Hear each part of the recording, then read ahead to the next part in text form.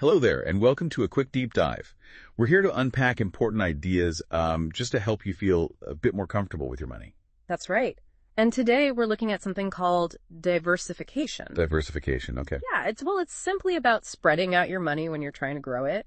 The main idea is to help manage risk. The old don't put all your eggs in one basket idea. Exactly that. It's a really good starting point, actually. Right. Let's think about it in a practical way, though. Forget the eggs for a second. Imagine you've saved up, say, $500, maybe for a car or perhaps a holiday fund. Okay, got $500.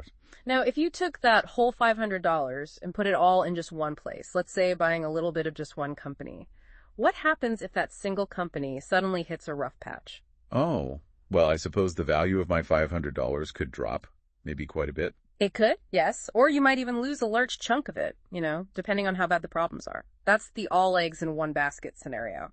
All $500 tied up in one thing. Right, I see. So what's the alternative then? Well, imagine you spread that same $500 out. Okay. Maybe you put $100 into, say, shares of a company that makes food. Another $100 into something called bonds. It's sort of like lending money to a reliable organization and they pay you interest. Mm-hmm. Then maybe $100 into something that gives you a tiny piece of lots of different properties.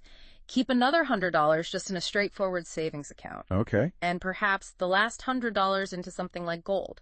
That's what they call a commodity, a basic raw material. So $100 in 5 different places instead of $500 in one. Exactly. Now think about it. If that food company has problems, well, only that specific $100 might see its value drop. Okay. But the money you have in bonds or property or gold or just sitting in savings, that might be doing perfectly okay or, even going up a bit. So it balances out. While one bit struggles, the others might prop it up. That's the idea. It balances things out. The aim isn't always about finding that one amazing thing that shoots up. It's more about reducing the chance of losing a lot of your total money if one specific part doesn't do well. So it makes the journey, the ups and downs, maybe a bit smoother overall. Yes, precisely. Compared to having everything concentrated in just one spot. And you can spread your money in different ways. Like the examples you gave. Shares, bonds. Yeah, those are different types of things, often called asset classes. So shares, bonds, cash, property, maybe commodities like gold or oil. And are there other ways to spread it?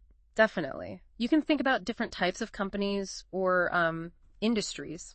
Okay. So not just food companies, maybe phone companies too, or companies that build houses or provide healthcare. If one industry has a tough year, another might be doing just fine. Right, that makes sense. And you can even spread things out geographically, put money in different places around the world. If things are a bit slow here, they might be better somewhere else. Okay. But does this mean you're guaranteed not to lose anything? That's a really important point. No. Diversification doesn't mean you'll never lose money or that profit is guaranteed. Right. Think of it more like a safety net. It's a strategy to help manage the risk of loss, especially big, sudden losses from one single thing failing. It protects against really big downturns, but, sometimes whole markets can go down together. Okay, so it manages the bumps, doesn't eliminate them entirely. Exactly. And another thing, sometimes people think they need to own hundreds and hundreds of tiny little things. Spread it really thin. Yeah. And while spreading out is good, having too many different things can actually make it, really hard to keep track of. I can imagine. And if you're spread so thin, even if one tiny piece does amazingly well, it might not really make much difference to your overall $500. So there's definitely a balance to be found. So how do you actually do it? How do you start? Well, a simple first step is just to think about your goal. What the money's for. Exactly. Is it for something soon? Like, that car repair next year? Or is it for something much further away? And crucially, how comfortable are you with seeing the value wobble up and down sometimes? Right, your comfort level with risk. That helps you decide how much risk feels okay for you. Okay, step 1. Goal and comfort level. Then what? Step 2. Based on that, you decide roughly how to spread the money. Using our $500 example, maybe for a long-term goal, you feel okay putting, say, $300 into things with more growth potential, even if they bounce around more, and keeping the other $200 in more stable spots. It depends on step 1. And is there an easy way to actually buy all these different things? Sounds complicated. It can seem that way, but step 3 is using tools that make it simpler. There are things called managed funds or exchange-traded funds. You often hear them called ETFs. ETFs. Okay. Yeah, they basically pool money from lots of people, and they do the job of buying small pieces of many different shares or bonds or other things for you. It makes diversification much easier to access. Ah, so they do the spreading for you, in a way. In essence, yes. And then step 4 is just to check in on it sometimes. Keep an eye on things. Right. As your life changes, or maybe that goal gets closer, like needing the money for the car next year instead of 10 years from now, how you want that money spread might need adjusting too. Makes sense.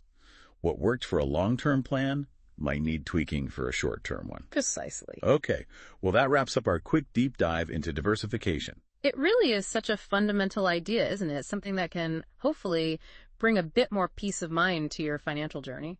We certainly hope exploring how spreading your money works has been helpful. Yeah, just thinking about how different bits of your money might react to different events. It really underlines why diversification is so key for dealing with uncertainty. If you found this useful, perhaps a like or share lets us know you're enjoying these deep dives.